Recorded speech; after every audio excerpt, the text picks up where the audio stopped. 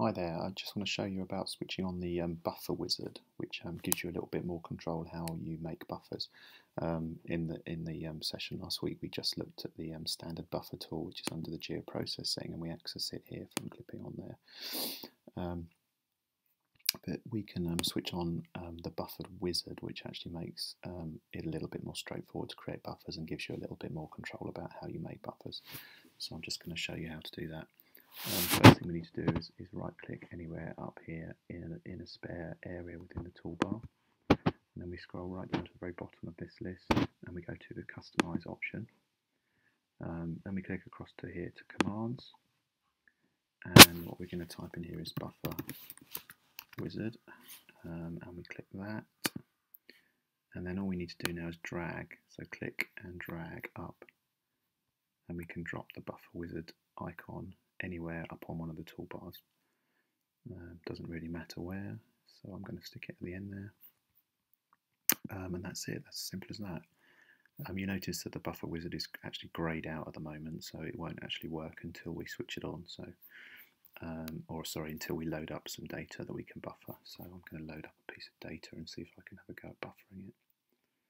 See if there's anything I can use to buffer.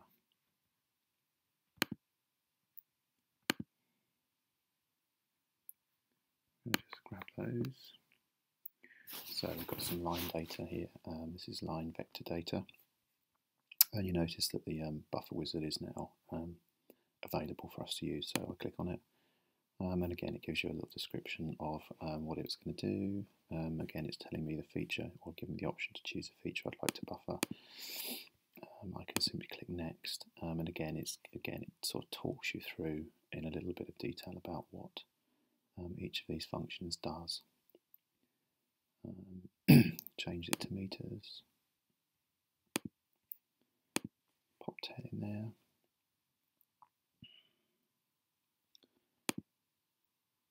And then I'm going to go next. Again, here we go, dissolve barriers, yes or no. This one here might be useful here, create buffers so that they are only on the outside of a polygon. Of course, that would only be available if you were buffering a polygon feature. So some of these options change depending on what you're buffering. And again, here we go, it's going back into the geodatabase that we've already set up as our default geodatabase.